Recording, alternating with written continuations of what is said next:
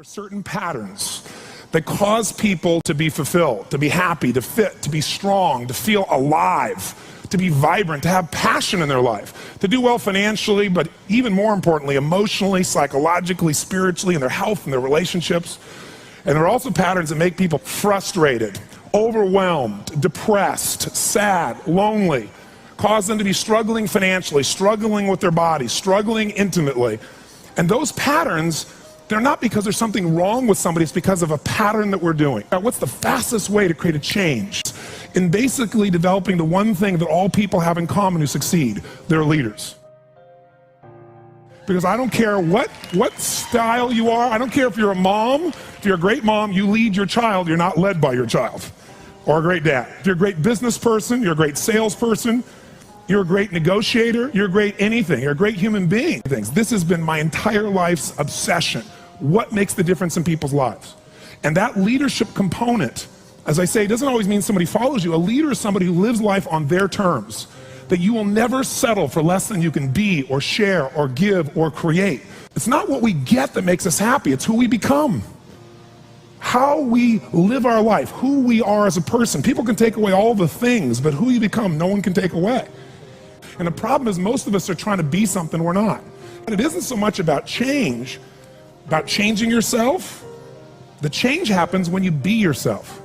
Know thyself, that's the hard part for most people, and then be thyself. Because most of us in our lives, out of our desire for respect or achievement or love or connection or something, we've been trying to be the way we think we have to be in order to get that love, respect, appreciation, whatever it is we've been after at some unconscious level. And we've been doing it so long that we think that this is who we are. Because success without fulfillment is failure. And I can't tell you how many people I work with who are supposedly the best in the world at what they do, and they have more money than they can spend, and they have all these people that love and respect them, and yet they're unhappy inside. Because if you want to know what's really you, where you're going to be alive is when it's really you.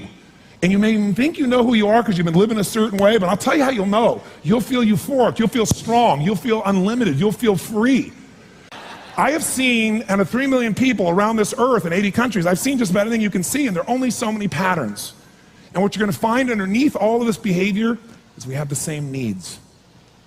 When you understand what those needs are and which ones you're focusing on, you start to understand why people do the crazy things they do, including you and I. And you begin to understand, hey, there might be a better way to meet my needs, and I don't have to get caught up in this game of stress and frustration and upset, or I could really help this person I care about, because I could see what's really going on. Part of what we want to accomplish here as leaders is we want to become practical psychologists. We want to understand what's really going on so we can help, so we can make a difference, so we can transform. So yes, of course you can do better in your business, because the more you understand about what people need and want, the greater you're going to be. The better manager, better leader, the better mom or dad, the better friend. And there's a better you that's available when you understand what's driving you. But most of us are running patterns over and over again. And we want to free that up. To free it up, we got to break the pattern. We got to do things that are different. So we're going to do something different. I'm not here because I believe in positive thinking. If you think that's what I believe, you don't know much about me. I'm not one of those people that believes you're supposed to go to your garden and chant, there's no weeds, there's no weeds, there's no weeds, there's no weeds. There's weeds right there. All right, that's what I believe. Here's what I believe. I believe that if you really want to be effective, you got to tell the truth.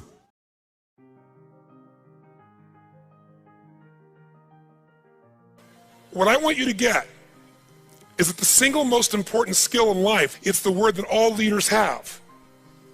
What would that word be? Influence.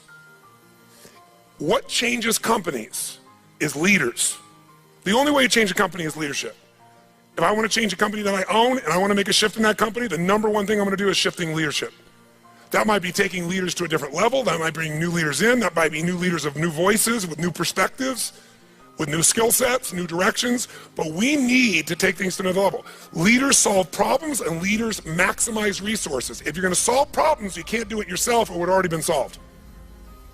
You have to get others to help you to do it. That requires influence. True? If you're going to get people to maximize resources, that requires influence. If you're going to get people to partner with you, provide you resources, capital, suppliers, anything, that requires influence. If you're going to have an impact on your kids or your community or the world, that requires influence. There is no more important skill of leadership than influence. And yet most of us think of it like selling, and as a result, we don't master influence. So I'm not here today to try and get you to become a master of influence in 45 minutes or so of my chatting with you here, because we have so many of the speakers. This is the area of life I am most focused on. Because I know that if you can't influence, you can't lead. But if you can influence powerfully, intelligently, with integrity, there's no limit to whatever you can envision and what you can make real. And if your influence becomes not just you as the influence, but you're able to influence systems, people, company, culture. If you can turn other people into influencers, now whatever you vision about can be made into a reality. And so as a skill of influence, we got to ask ourselves, how many agree leaders are what change companies? Raise your hand if you agree with that, say aye. And leaders' number one skill is influence. If you agree, say aye. But then the question becomes, how do you influence? How do you influence consistently with integrity? You can influence many ways. You can do it without integrity. But the good news is we live in a world today where whatever you do, it's transparent to the world because there are no secrets anymore, are there? Try to have a secret today, bless you. You can forget the secret. With the internet, with the culture we have, with the way the world is today, there are no more secrets, and whatever you think is still possible to keep secret, give it 3 or 4 more years and it'll be impossible.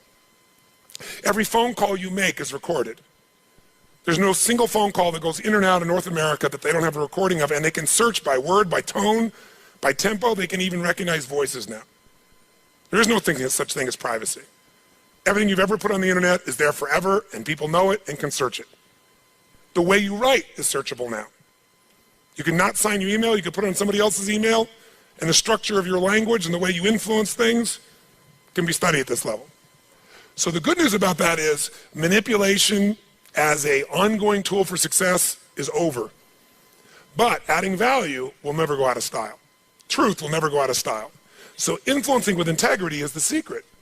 But what really influences people? Do facts and figures, we give you enough facts and figures out of a core story, is that going to influence people? No. It's the weaving of that story together in a way that produces what shifts people. And that's human emotion.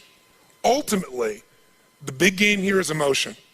You have to influence emotion. You have to influence the emotion of your people. If you're going to maximize resources, and if we all agree, as we talked about the other day, it's not a lack of resources, it's a lack of what?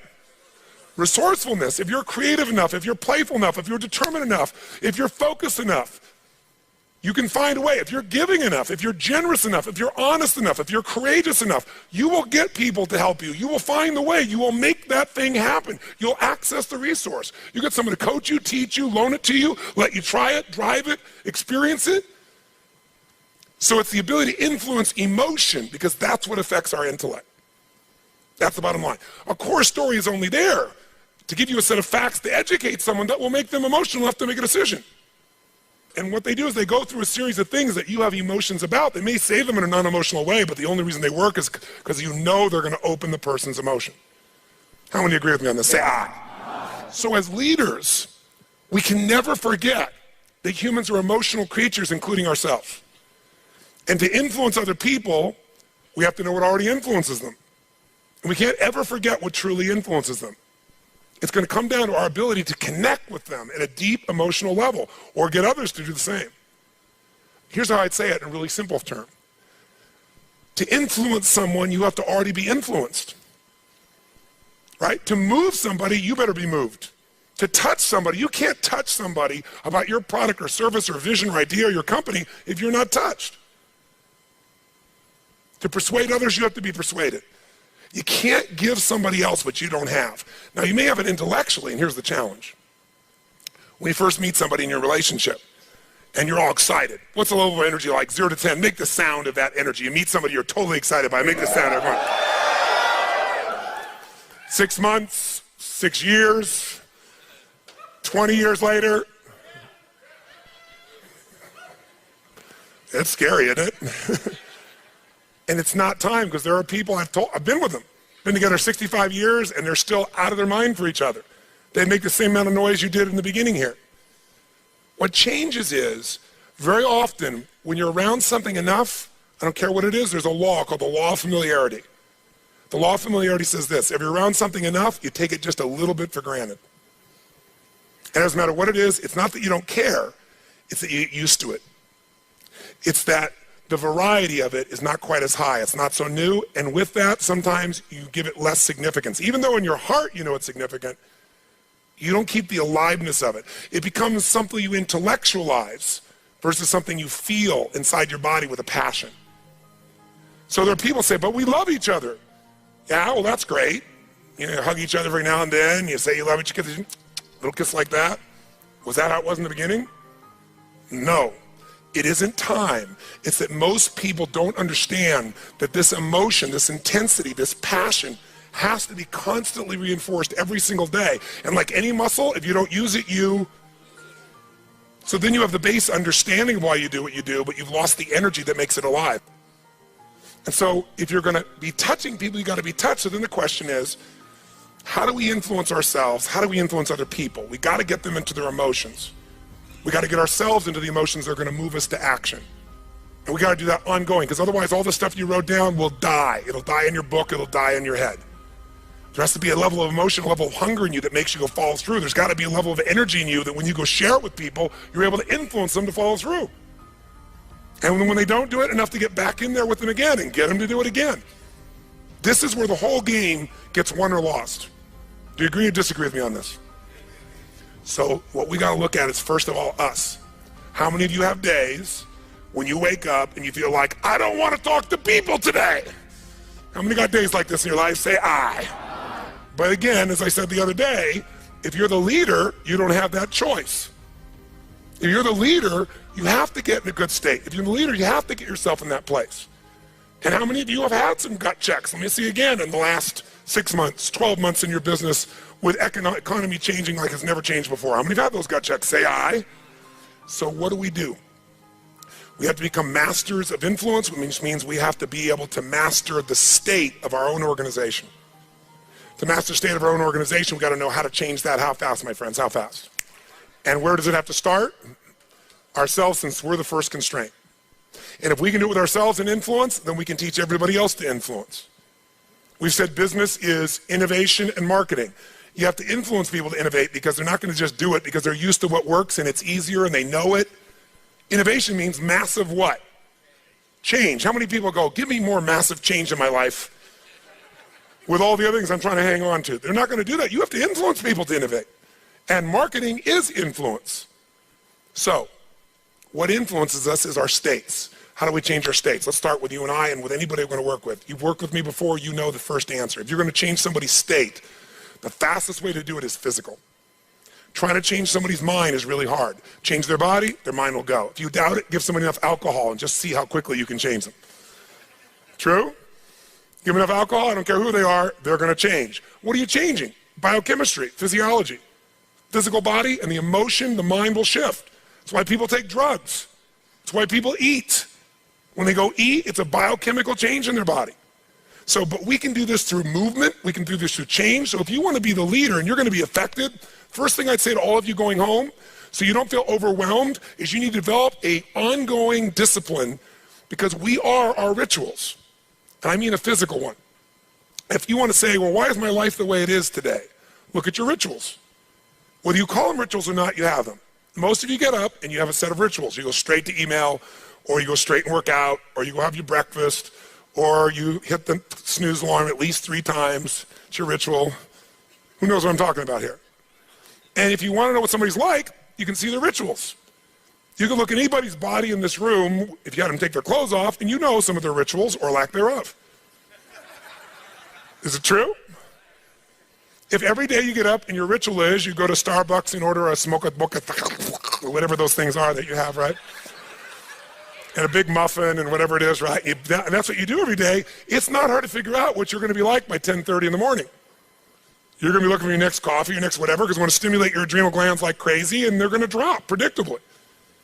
And we know what your stress level is going to be like. We know when your energy is going to go and fade. It's predictable because of your rituals. If you eat a certain way, you can predict that person's going to be fat and tired. You eat a different way, you know. If a person eats and they exercise a certain way, you know what their body's going to be like. Who here works out 5 days a week, never misses? It's just your life. Let me see your hands. Look at the number of people here. That's fantastic.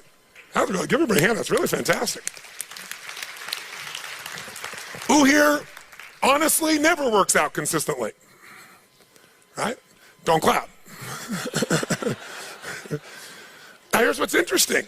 I'm not saying one is right as one is wrong, but will those two different rituals create a different body, yes or no? If we wanted to really make it clear, we'd say everybody works out 5 days a week, stand up, we can look at them, sit down, everybody doesn't work out, stand up, look at them. It'll be pretty obvious. Now, some people's metabolism is different, they get by with different things, but you get the picture, don't you? Your relationships today are the results of your rituals. If the first thing you do every day when you come home is, hi honey, and then you go and give them a little peck on the cheek, and then you sit down and start typing your emails, or you flip on the news, it's not hard to know what your relationship's gonna be like. You guys might love each other, but it's gonna be one boring, dead relationship. It's like having a brother or a sister. But if your new ritual was, and you just, in the beginning, you made it a ritual. You just made it for fun. You say, every day when I come home, the minute I'm gonna do is I'm gonna yell my husband or wife's name, or sometimes my wife's a little crazy, so I go, Lucy! I'm home, and then we both go running. Wherever she is in the house, wherever in the house, we go running full speed like lovers that haven't seen each other in 6 months. We do it, ask my assistant, all the time. Now, not every day, but it's our ritual to this process, right? It's just a crazy thing. Thank you. Thank you. I appreciate the hand, but that's not why I'm telling you to do this. I'm telling you this because I want you to create yours. Because when you do that and you're playful and crazy, and you do that on a regular basis, like you can't wait to see each other. And the biggest ritual that we have besides physical, and by the way, let me just say to you this, when you go home, if you want to transform your business, transform you by creating first, if you don't already have one, a set of physical rituals that you're not going to miss. I don't care if it's 3 days a week, 4 days a week, something's going to make you physically strong, because in a place where there's going to be a lot of fear, the way you deal with crisis is number one thing you should do is feed your mind. And you're doing that. Get yourself new answers, immerse yourself in new environments, get new voices, have new perspectives, ask some new questions. Isn't that what we've been doing here? Right? And we're doing it together and bringing all these people together. I basically, to create innovation in your life and marketing, I've assembled here 19 people. You assemble 5 days of your life, and we're just rocking day and night. It's the total immersion of what I taught you in innovation. It's really what it is, but it's got to continue. For it to continue, though, we've also been managing your state to a great extent. Right? Most of you don't go home and 4 or 5 days a day start clapping like crazy and screaming and shaking. You don't do that yourself. Right? And so some of you are going to go like, wow, it doesn't feel the same as at the seminar and stuff. You know, I'm back here by myself and my people aren't doing this. But some of you will go home and initiate this. You're going to have your Physiology 5, your 5 minutes of physiology shift, once an hour, once every 90 minutes, or no more than once every 2 hours. You're going to start your morning with everybody. You're going to bring in and get some little audio clip of something from a movie or something that blasts across, the room, and have everybody stand at attention. You're going to do some crazy stuff if you're smart. Go over Zappos and see what they do. They got the most crazy stuff going on there. All the stuff that I do in seminars, they do every day at their location with their people. And people can't wait to get to work and they're in a certain state.